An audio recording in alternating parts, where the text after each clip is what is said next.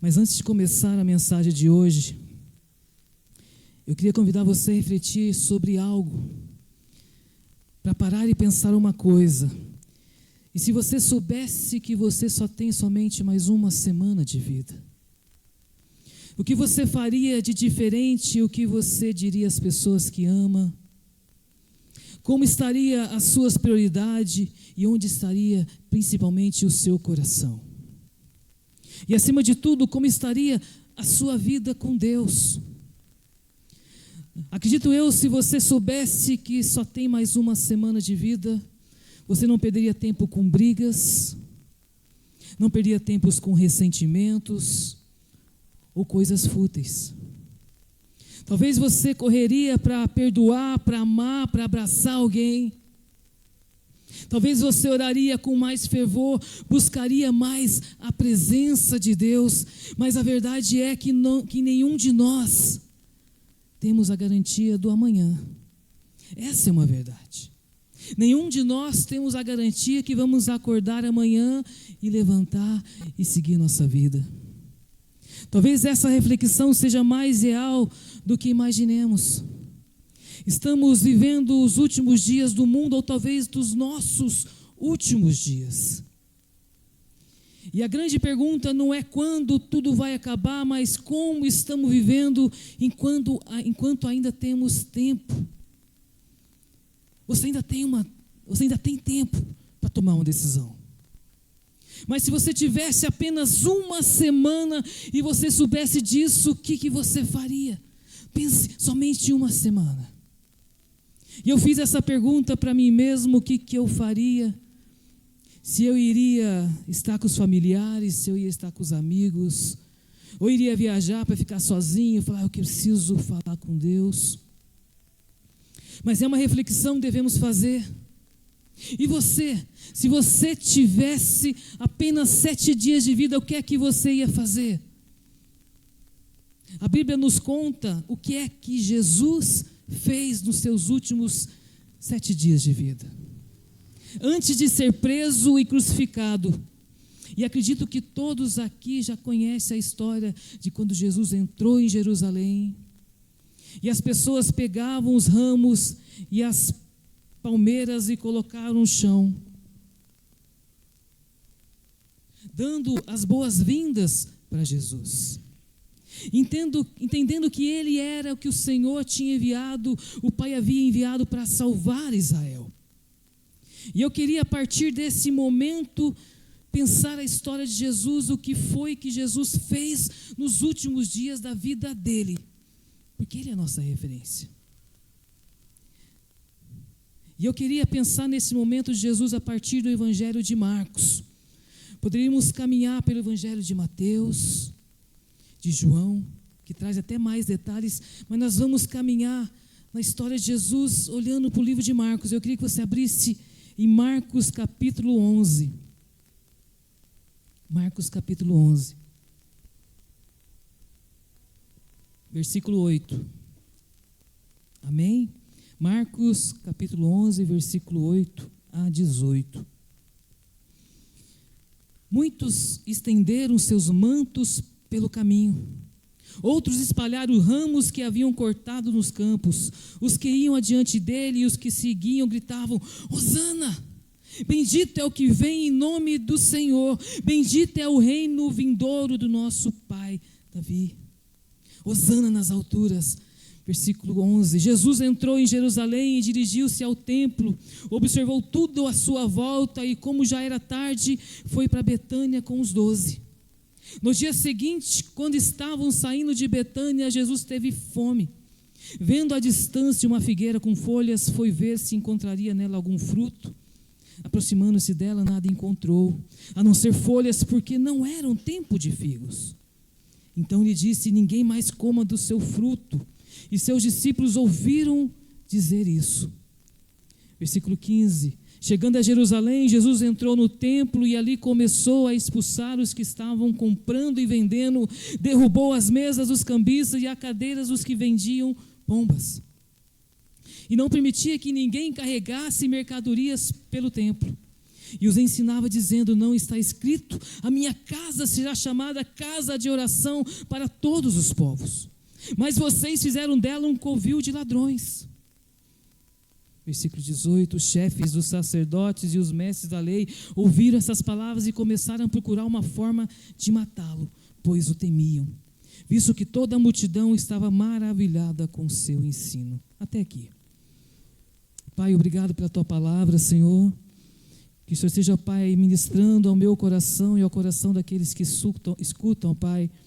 Que o Senhor seja, Pai, tocando e falando profundamente ao coração deles. Espírito Santo tem livre acesso neste lugar.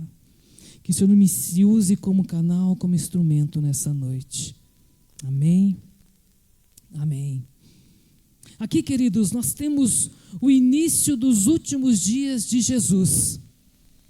E lemos que Jesus estava entrando em Jerusalém, recebendo a aclamação das pessoas que diziam: Hosana, bendito que vem em nome do Senhor, bendito o reino que vem, o reino de Davi, nosso Pai. Hosana nas alturas. E Jesus entrou em Jerusalém. E meus irmãos, mas não se engane, Jerusalém não era um lugar mais confortável para Jesus. Não era um lugar mais receptivo para Jesus.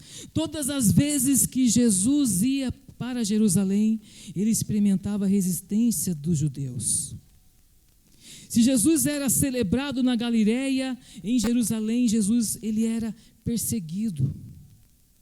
Se na Galileia Jesus era aplaudido, era bem recebido, em Jerusalém ele era malquisto. Mas ainda assim Jesus decidiu passar os últimos dias de sua vida antes da crucificação, aonde? Em Jerusalém. E por quê? Aí você pode perguntar, mas por que ele foi justamente para Jerusalém? Porque Jerusalém, ainda que não fosse o lugar mais confortável para Jesus, era o lugar da obediência ao Pai. Era o lugar que Jesus sabia: eu preciso estar ali, porque eu tenho uma missão a cumprir. E essa missão ela vai ser cumprida aonde? Em Jerusalém. E nós? Onde devemos estar nos nossos últimos dias? Nós devemos estar no lugar certo.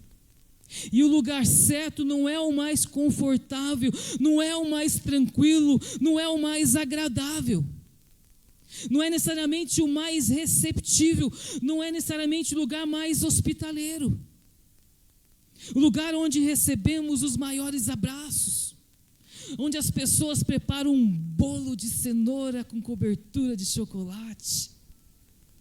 Que maravilha, para quem adora um bolo de chocolate. Eu adoro, tá, gente?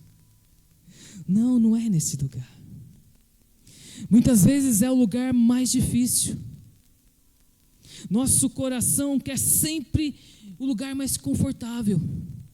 Mas Deus tem propósito para a minha e para a sua vida. Olha para quem está lá, Deus tem propósito para mim e para a sua vida. Deus tem propósito para mim e para a sua vida. E sabendo disso, decidimos estar neste lugar, por termos uma convicção clara de Deus, e que é o lugar certo. Em nossa vida, o mais importante é sabermos aonde é esse lugar certo. Onde é esse lugar que você precisa estar? Mas qual que é o lugar certo muitas vezes? Qual que é o centro da vontade de Deus para a sua vida? Qual que é o lugar que você sabe e pode dizer: este é o lugar em que eu vou estar obedecendo a Deus e cumprindo a missão que Ele me deu? Qual que é o lugar? Foi isso que Jesus fez nesse lugar. A primeira coisa que Jesus fez foi confrontar os hipócritas daquele lugar. Quando ele entrou em Jerusalém, ele foi ao templo, e podemos ver isso no capítulo 11, no versículo 15. Ele começou o quê? A expulsar os que ali vendiam e compravam. Ele derrubou as mesas dos cambistas, ele derrubou as cadeiras que vendiam as pombas. Ele fez uma limpa. Ele não permitia que alguém atravessasse o templo carregando algum objeto, e ensinava para aquelas pessoas: a minha casa será chamada casa de oração para todas as nações. Mas vocês fizeram dela um covil de ladrões. E essa foi a primeira ação de Jesus nos seus últimos dias: confrontar as pessoas. Confrontar aquelas pessoas que fingiam ser de Deus, mas não eram. Fingiam ter intimidade com Deus, mas não tinham. Fingiam conhecer a Deus, mas não conheciam. Mas porque elas tinham toda essa aparência de crente, eles atraíram centenas e milhares de pessoas que o seguiam. E essa é a razão porque Jesus decidiu confrontar essas pessoas, porque Jesus sabia que muita gente seguia essas pessoas, e seguindo essas pessoas, elas estavam indo para um lugar da perdição. Por isso que Jesus enfrentou o templo, entrou no templo e quebrou tudo. Por isso que ele confrontou aquelas pessoas, ele queria que elas fossem desmascaradas e os outros deixassem de segui-los. Jesus, quando fez isso, não estava pensando nele mesmo, não. Jesus conhecia a verdade, Jesus era a verdade, Jesus sabia para onde ele ia. Mas ele sabia que aquelas pessoas continuassem a seguir os hipócritas, aquelas que fingiam ser e não eram, essas pessoas iriam se perder para sempre. E Jesus se importou com eles, e ele se importou porque ele os ama, porque ele te ama. Mas é difícil essa missão, não é? Especialmente no contexto em que vivemos hoje, que é um contexto de muitas pessoas, já deixa para lá isso. Não se envolva com isso. Para que você vai lá falar alguma coisa? Para quê? Para que você vai lá arrumar confusão? Para que você vai confrontar aquelas pessoas? Porque você vai entrar no templo quebrando tudo. Há tanto tempo aquelas pessoas entram naquele templo e está tudo bem. Muitos falam e pensam assim, gente. Mas o problema é que tinha muita gente seguindo esses falsos mestres, esses falsos líderes, e essas pessoas, sem o saber, estavam indo para o precipício. Não eram confrontadas pelos seus erros, pelas suas condutas, elas não conheciam o seu propósito e não eram conduzidas a isso. Muitas pessoas, muitos lugares, as pessoas não são confrontadas, não são levadas, não são incentivadas a conhecerem os seus propósitos e ficam somente no banco. Mas Deus tem propósito para cada um. Amém? Mas Jesus amava essas pessoas. E por isso ele deu aquele grito. Jesus não ficou calado, Jesus não se omitiu. Jesus amava os pequeninos. E por isso ele confrontou aquelas pessoas. Será que isso vale para nós hoje? Será que nós também amamos profundamente as pessoas a ponto de nos impormos com elas? E vendo elas seguirem um caminho que é o caminho de morte? Será que nós temos coragem de sacudir elas e dizer: cuidado, não vai por este caminho vai te levar ao precipício, cuidado. Foi isso que Jesus fez nos últimos dias dele. E será que essa atitude de Jesus valeria para nós?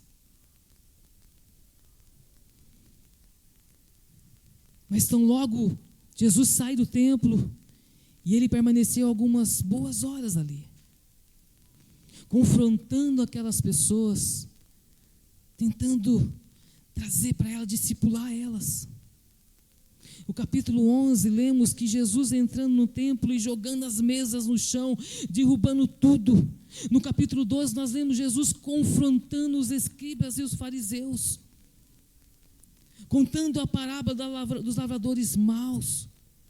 E de repente, no capítulo 12, abra comigo no Marcos capítulo 12, versículo 14, vamos estar lendo junto. Marcos capítulo 12, versículo 14.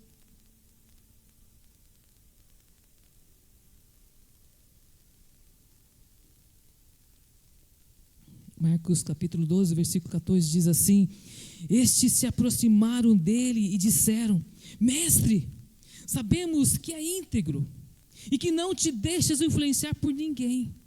Por que não te prendes à aparência dos homens, mas ensinas o caminho de Deus conforme a verdade? É certo pagar imposto a César ou não? E devemos pagar ou não? Mas Jesus, percebendo a hipocrisia deles, perguntou: por que vocês estão me pondo à prova? Traga-me o denário para que eu veja.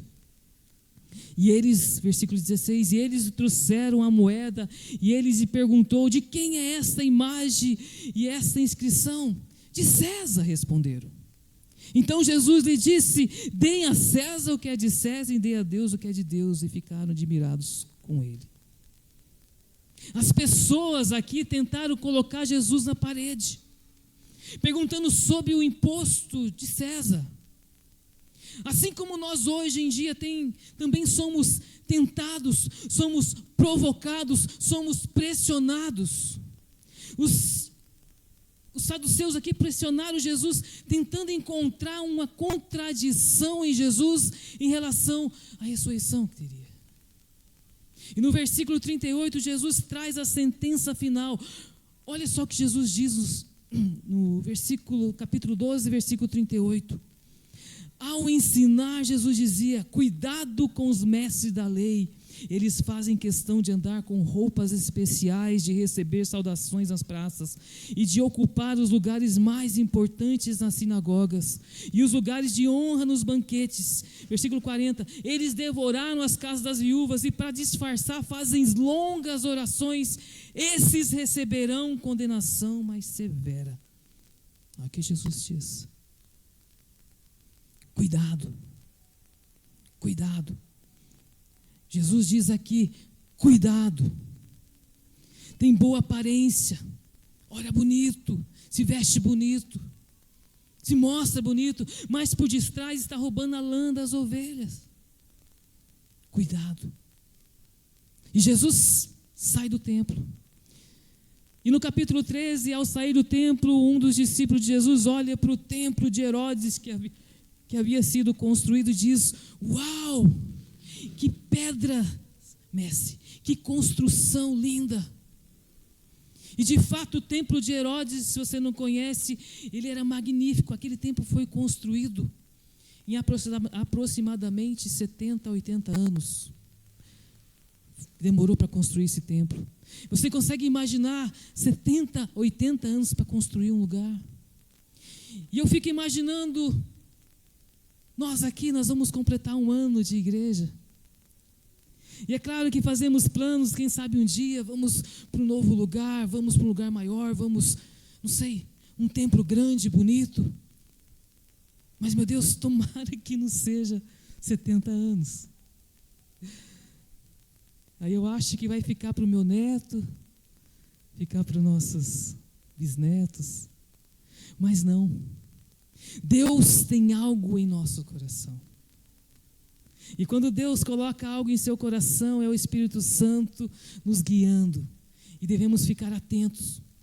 Quando Deus colocar algo no seu coração, quando você sentir algo no seu coração, é o Espírito Santo falando com você. Então fique atento. Porque Deus está agindo em nosso favor. E portas estão sendo abertas, mas nós devemos estar atentos. E em nome de Jesus, a gente vai entrar nessa terra. Amém? Amém. Mas voltando ao templo de Herodes. Estima-se que eles investiram no templo de Herodes, trazendo os valores de hoje, mais de 3 bilhões de dólares. Estudiosos falam isso. Por isso não é de se admirar do assombro dos discípulos quando eles olharam para trás, saindo e viram aquele templo enorme, lindo, cheio de pedras, dizendo: mestre, que coisa extraordinária, que coisa linda, os nossos olhos nunca sequer viram uma construção tão magnífica, tão bonita. E a resposta de Jesus é chocante. Nos últimos dias, Jesus não estava preocupado com as construções magníficas. Jesus estava preocupado com o fim de todas as coisas. E a resposta de Jesus para o discípulo foi: não vai ficar pedra sobre pedra que não seja derrubada. Jesus não apenas confronta a hipocrisia, mas Jesus confronta o materialismo, chamando-os a se lembrarem dos últimos dias. E Jesus nos faz saber que nos últimos dias haverá muitos sinais, falsos cristos, falsos profetas, pessoas que se apresentarão dizendo: eu sou o Cristo, ou enviados por Deus, para enganar a muitos. Mateus capítulo 24, versículo 5 diz: porque muitos virão em meu nome dizendo: eu sou o Cristo, e enganarão a muitos. Guerras e rumores de guerras, conflitos entre nações e reinos, mas Jesus alerta que isso não é ainda o final. Mateus capítulo 24, versículo 6 diz: e ouvires de guerras e de rumores de guerras, porquanto se levantará nação contra nação, reino contra reino. Vamos ficar atentos aos sinais. Fomes, pestes e terremotos, desastres naturais e crises globais se multiplicarão em diversos lugares. Mateus capítulo 24, versículo 7 diz: e haverá fome, pestes e terremotos em vários lugares. Perseguição aos cristãos, aumento da maldade, o esfriamento do amor de muitos, pregação do evangelho a todo mundo. Antes do fim, o evangelho será pregado em todas as nações. Mateus capítulo 24, versículo 14. E este evangelho do reino será pregado em todo o mundo, em testemunho a todas as nações. Então virá o fim. E temos visto isso, o evangelho nunca foi tão falado em todos os lugares. Todas as nações do mundo. A grande tribulação, um tempo de angústia sem precedentes na história da humanidade.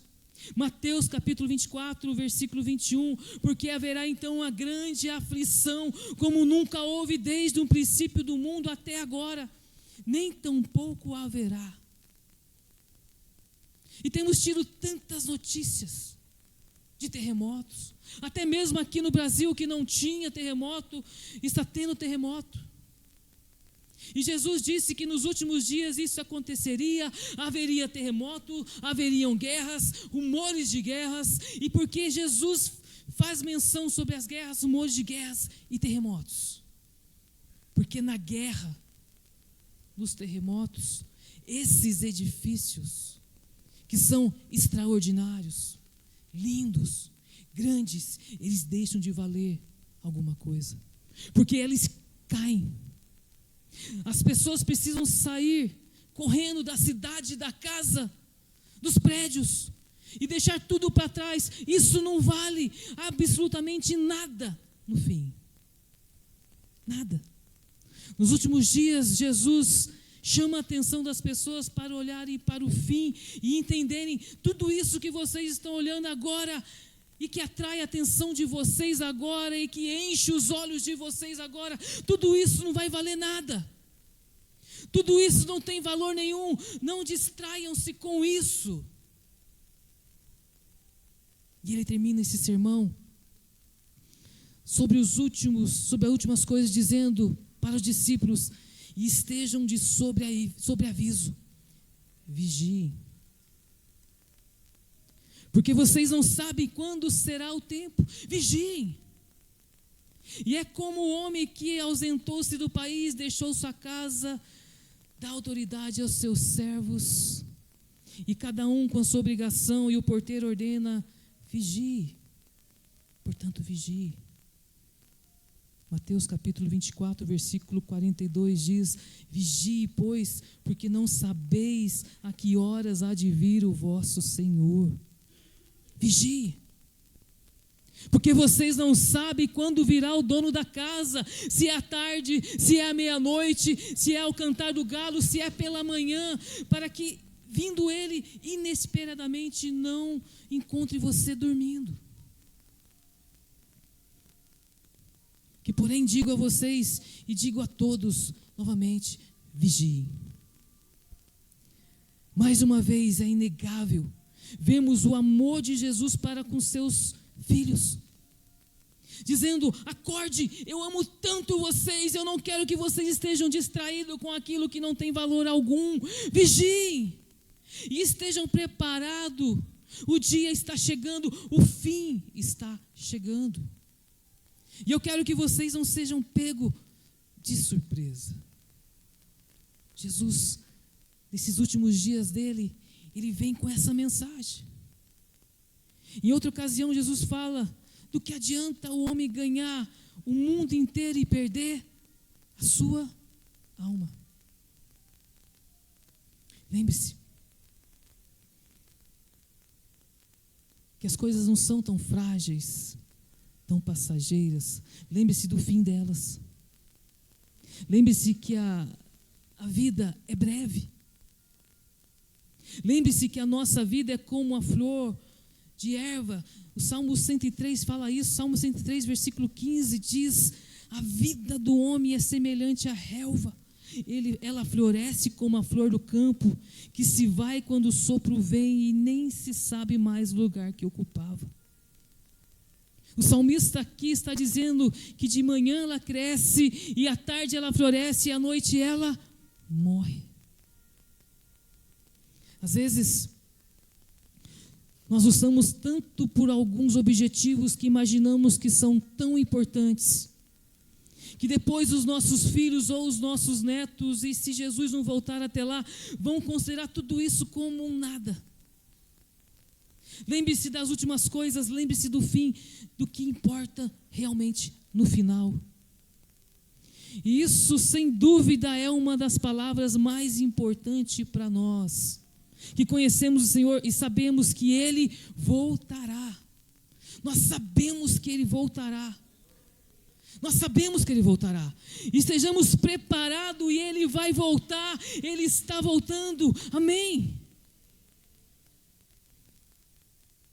Então Jesus sai do templo, e Ele chega ali no Monte das Oliveiras, onde Ele olha o templo, Ele traz a palavra para os discípulos. E do Monte das Oliveiras, Jesus entra na cidade de Betânia.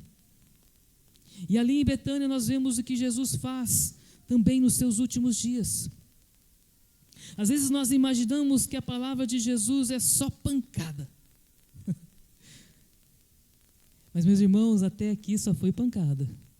Jesus entrou no templo, confrontou, derrubou a mesa, falou para aquelas pessoas, para os falsos, para os hipócritas. E nós imaginamos: meu Deus, a última vez tem sido só assim, só pancada. Sangue de Jesus sem poder, amém? Prosseguindo, Jesus chega em Betânia, e em Betânia Ele vai ter uma refeição na casa de Simão, o leproso ali.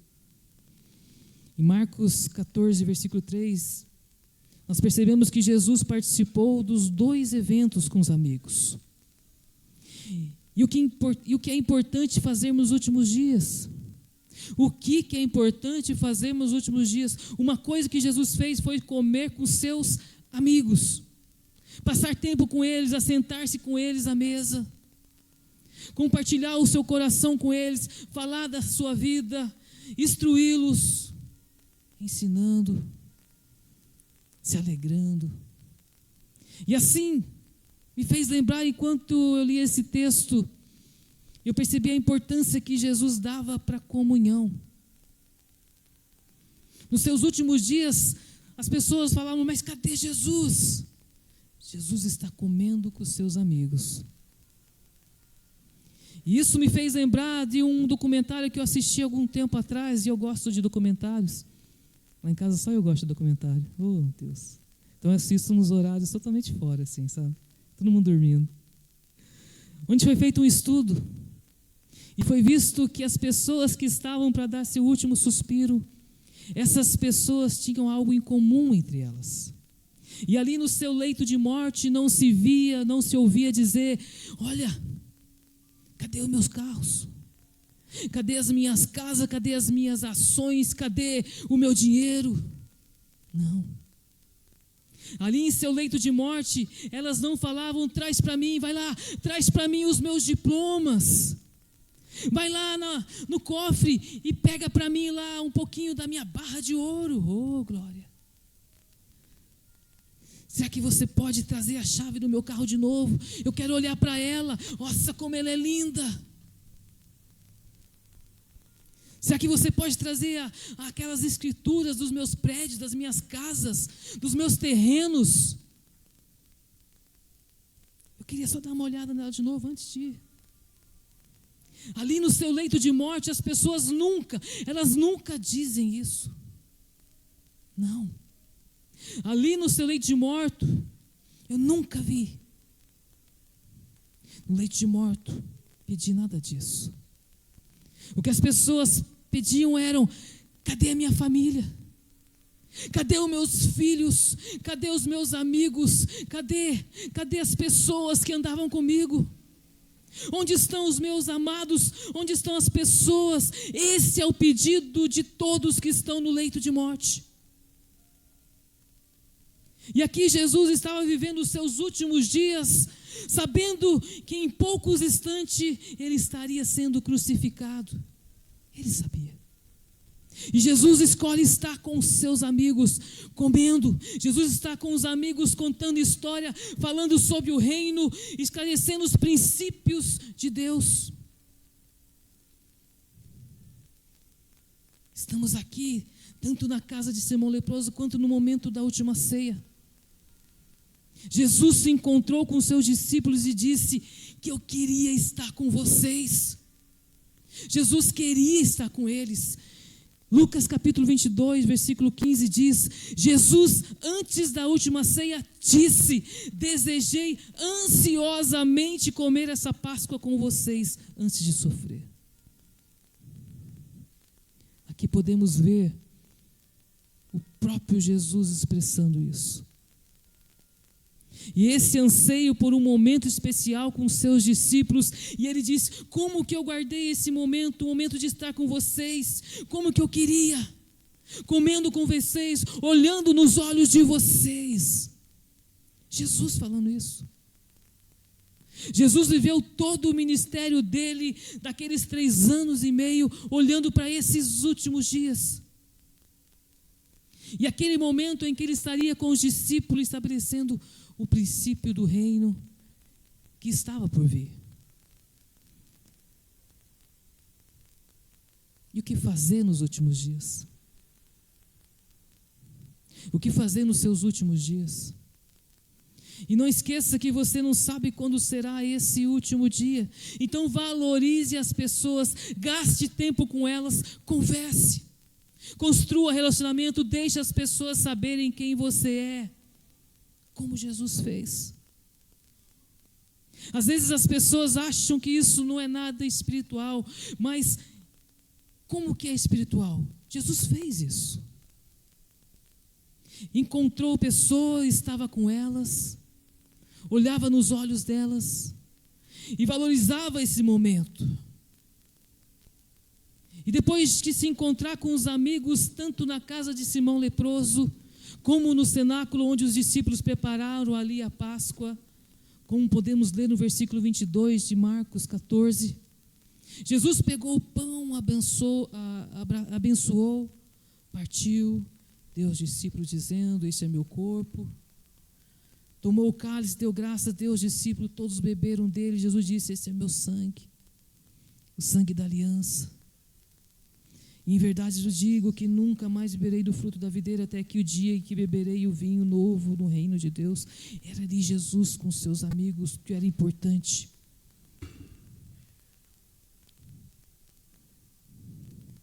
E dali eles saíram cantando hinos para o Monte das Oliveiras. Os amigos cantando, saíram cantando, e agora Jesus volta para o Monte das Oliveiras e se entrega a Deus. Você conhece esse momento na vida de Jesus no Getsemane? Os últimos instantes antes dele ser preso, lá estava Jesus dizendo: Pai, se possível, passe de mim esse cálice. Se contudo não for possível, que seja feita o quê? A tua vontade. Essa foi a oração de Jesus. Nos últimos dias, Jesus se entregou completamente a Deus para fazer a vontade de Deus. E o que você deve fazer nos seus últimos dias? Desfrute da comunhão de Deus.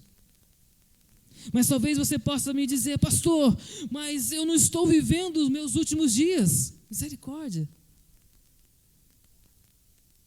Então será que eu devo viver tudo isso que Jesus viveu e fazer tudo isso que Ele fez?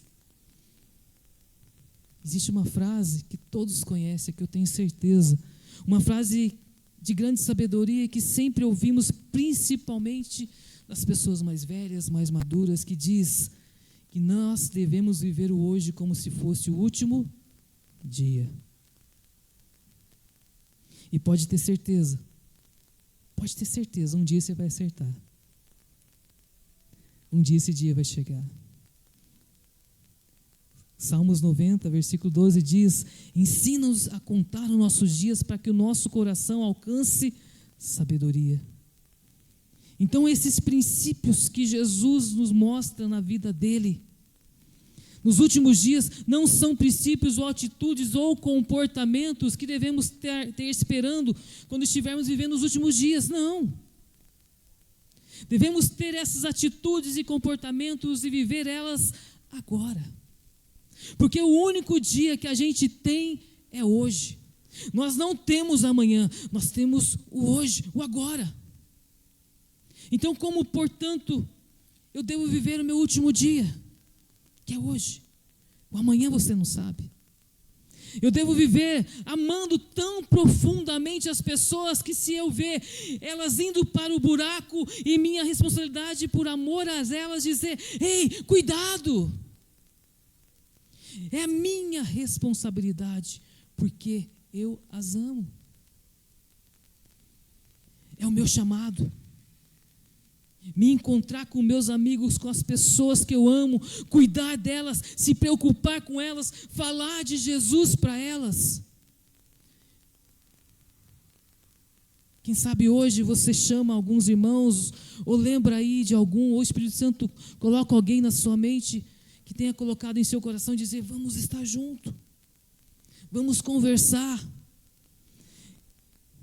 quero saber como que você está. Ligar para alguém e falar: oh, me perdoa. E viver esses momentos juntos, desfrutando a comunhão do Pai, juntos. Nós só temos hoje. Nós só temos hoje para viver o último dia, e que vivamos assim intensamente. Amém? Meus irmãos, nos nossos últimos dias, que vivamos amando os pequeninos, que vivamos amando o Senhor, que vivamos tendo comunhão com os irmãos, assim como Jesus nos ensinou. Esse é o chamado dele para mim e para você, nos nossos últimos dias. Então, ao sair daqui, chame alguém para jantar, vai lá, tenha comunhão. Chame para a sua casa, ou vá para algum lugar, ou com o seu cônjuge. Fale coisas lindas que Deus tem feito, conte histórias, fale, sabe, converse. Comece a discipular, comece a falar das maravilhas de Jesus, porque o que importa é o final. Fique desapegado das coisas, pois no final de tudo essas coisas não vão valer nada. Lembra das guerras e terremotos? Nada. Não vão valer nada. E o mundo vai começar a olhar para nós com essa atitude e ver a vida que vivemos e como vivemos por amor ao Senhor e por amor ao próximo, e o mundo vai se lembrar e vai dizer: eu quero isso para mim, eu preciso disso. Onde você encontrou isso? Aonde? E aí você vai poder responder: não fui eu que encontrei. Eu fui encontrado, Ele me encontrou, Ele me achou, Ele mudou a minha vida, Ele me deu uma nova perspectiva de vida, de visão, de mundo, e eu o amo. Jesus começou o seu ministério chamando pescadores simples. Ele caminhava às margens do mar da Galileia. Quando viu Simão, então Pedro, e seu irmão André, que lançavam a rede ao mar, e Jesus disse, em Mateus capítulo 4, diz: vinde após mim e vos farei pescadores de homem.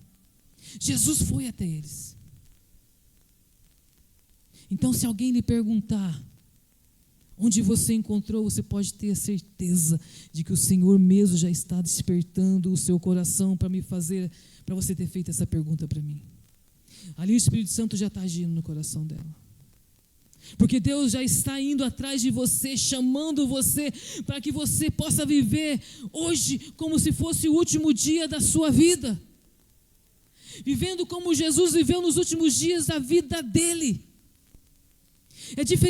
Diferentemente de Jesus, nós não conhecemos como Jesus conhecia os últimos dias da nossa vida. Ele sabia. Essa semana nós tivemos um susto com a Patrícia. Eu estava em viagem e mandaram mensagem: olha, a Patrícia teve um acidente, assim. Falei, meu Deus, que a informação chega sempre faltando alguma coisa. Teve um acidente e foi para o hospital. Aí eu lá falei, meu Deus, que ela havia caído e se machucado e estava no hospital. Mas Deus olhou para a Patrícia e disse: ainda não, Patrícia. Você vai ter muitos anos ainda pela frente. Calma. Amém. Tivemos susto também com o Douglas. Todos nós temos sustos todos os dias.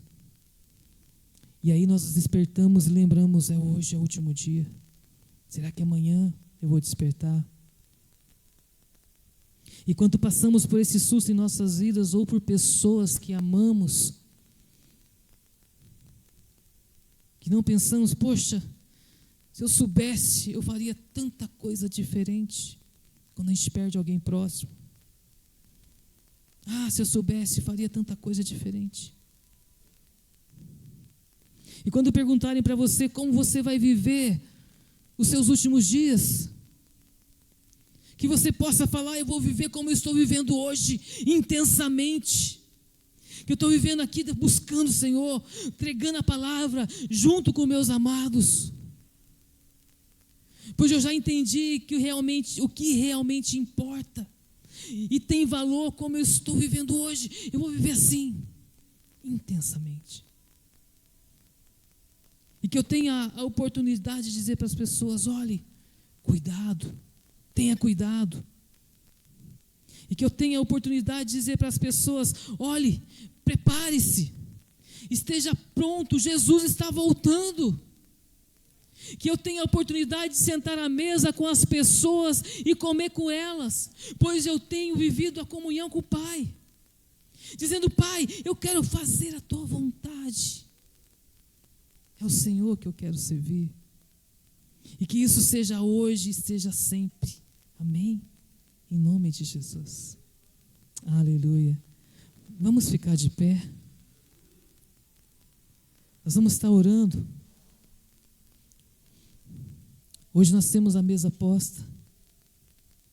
Hoje nós temos a nossa ceia. Vamos estar celebrando a ceia, a ressurreição de Jesus, a vitória de Jesus. É isso que nós celebramos, a vitória de Jesus. Hoje caminhamos aqui por toda a semana de Jesus, a última semana de Jesus, que aconteceu, que antecedeu a crucificação dele e a ressurreição após dele. E Jesus viveu tantas coisas em poucos dias e nos chama a viver todas essas coisas nesse dia que é hoje. Amém? Nós vamos estar tendo um momento agora de oração. Eu queria que você olhasse para dentro de você e você fizesse essa pergunta para você: o que você vai fazer no seu último dia, nos seus últimos dias? Esse é um momento de reflexão. E ele faz isso, e essa pergunta vem ao teu coração porque ele te ama. Da mesma maneira que Jesus entrou no templo ali e quis falar para as pessoas: cuidado, parem. Hoje ele também quer falar ao teu coração. Amém? Então que hoje você não saia daqui sem essa convicção. Então, se puder, feche os seus olhos. Feche os seus olhos agora. Coloque sua vida diante do Senhor, sabendo que Ele o ama. Fale com o Pai neste momento. Diga: Pai, eu preciso de Ti, Senhor. Diga: Pai, eu tenho vivido, ó Pai, por momentos, Senhor, onde muitas vezes eu tenho deixado as Suas coisas de lado. Onde muitas vezes, ó Pai, eu tenho pensado mais no amanhã, esquecido do hoje. De me prostrar a Ti e dizer que Tu és o Senhor. Pai, que Tu vai tirando, ó Pai, de mim todo o peso, todo o fardo, toda a ansiedade, toda a preocupação, fazendo você saber que você não tem controle das coisas que você acha que você tem. Você não tem controle. Todo o controle está na mão de Deus. Todo o controle está na mão de Deus. Se você acha que você tem controle de algo, você está enganado. Todo o controle está nas mãos do Senhor. Então viva hoje amando o Senhor, amando os seus irmãos. Viva hoje servindo, cumprindo a missão que o Senhor tem para você. Deus te colocou uma missão que você tem que descobrir qual que é essa missão, qual que é o seu propósito, aonde Deus quer que você esteja. Essa é a nossa principal preocupação. Aonde o Senhor quer que você esteja. Aonde o Senhor quer que você esteja. Fale com o Pai agora.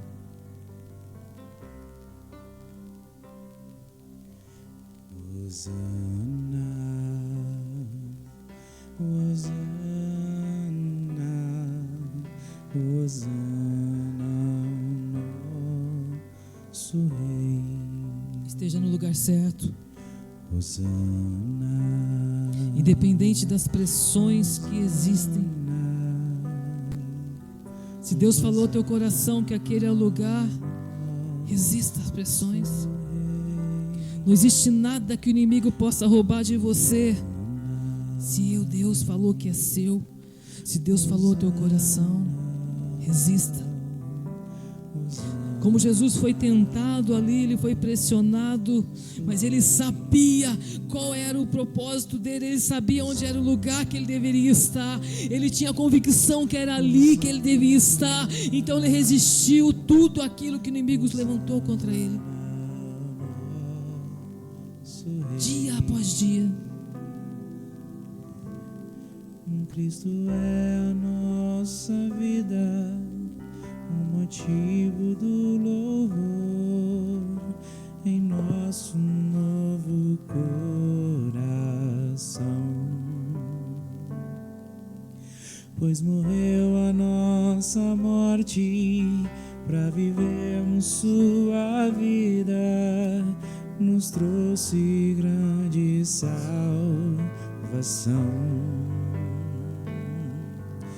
Cristo é a nossa vida, o motivo do louvor em nosso novo coração. Pois morreu a nossa morte para vivermos sua vida, nos trouxe grande salvação. Hosana, Hosana, Hosana ao nosso Rei. Hosana, Hosana, Hosana ao nosso Rei. Hosana, Hosana, Hosana ao nosso Rei. Saiba onde é o teu lugar. Deus fala para você hoje que você saiba onde é o seu lugar. Se o Espírito Santo tocar no teu coração, você ter convicção que é onde você está, o caminho que você vai tomar, é ali que você tem que permanecer. Muitas vezes não são lugares mais confortáveis, igual Jesus. Jerusalém não era o lugar que Jesus queria estar, mas ele tinha que cumprir a missão dele. E ali ele foi contra tudo, contra a sua própria vontade, mas ele sabia o propósito de Deus para a vida dele. Amém? Sai do seu lugar, venha pegar o cálice e o pão, mas volte e espere para a gente comer junto. Amém? Hosana, Hosana, Hosana ao nosso Rei. Cristo é a nossa vida, em nosso novo coração. Pois morreu a nossa morte para vivermos sua vida, nos trouxe grande salvação. Hosana, Hosana, Hosana ao nosso Rei. Hosana, Hosana, Hosana ao nosso Rei. Hosana, Hosana, Hosana ao nosso Rei.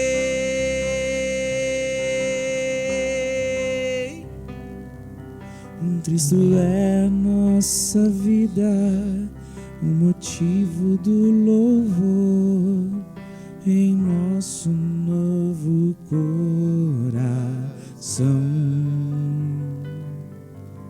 Pois morreu a nossa morte para vivermos sua vida, nos trouxe grande salvação. Amém. Porque eu recebi do Senhor, estejam de pé, porque eu recebi do Senhor o que também vos entreguei. Que o Senhor Jesus, na noite em que foi traído, tomou o pão e, tendo dado graças, o partiu e disse: este é o meu corpo, que é dado por vós. E fazei isso em memória de mim, em memória de mim. Amém. Este pão representa o corpo de Cristo, partido por nós. Comamos todos.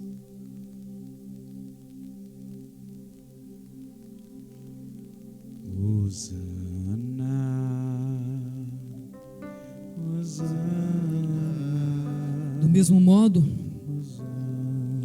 depois de ceiar, tomou o cálice, dizendo: este cálice é a nova aliança no meu sangue. Fazei isso todas as vezes que bebestes em memória de mim. Porque todas as vezes que comeste este pão e bebeste este cálice, anunciai a morte do Senhor até que Ele venha. Este cálice representa o sangue de Jesus derramado por nós. E bebamos todos.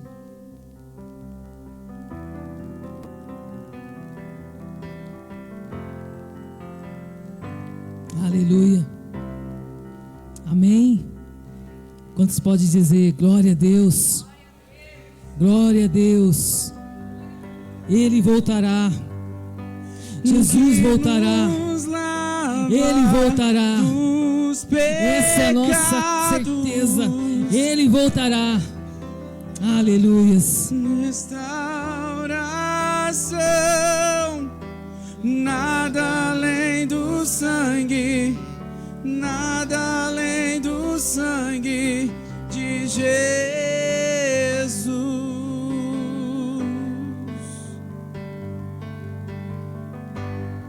Amém. Amém. Glória a Deus.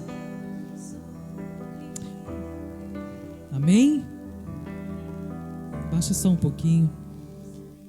Queridos, às vezes a palavra vem para nos confrontar. E essa palavra falou muito comigo, porque eu tenho muito costume de pensar somente, e amanhã eu tenho que fazer isso. E falou muito comigo sobre o hoje, de como devemos viver o hoje. Amanhã a gente não sabe. Então, decisões que você tem que tomar perante Deus, perante Jesus, não deixe para outro dia. Amém? Deus chamou a todos, Deus, por amor a todos, Ele confrontou, Ele trouxe uma palavra ali. Então, que você tenha essa certeza no teu coração do que Deus está falando com você, que você dê esse passo. Amém? Amém. A pastora quer dar um recadinho. Amém, glória a Deus. Quinta-feira nós teremos aula de batismo. Você que não veio na quinta-feira, estava muito frio, algumas pessoas não conseguiram vir, mas já teve a primeira aula. Depois você pode estar repondo com a Lívia, tá? E na quinta-feira nós estaremos aqui. Quem não fez a segunda aula do pós-encontro, eu vou estar aqui ministrando a segunda aula. Então a Lívia vai dar aula de batismo e eu vou dar o pós-encontro, tá bom? Espero vocês na quinta-feira aqui.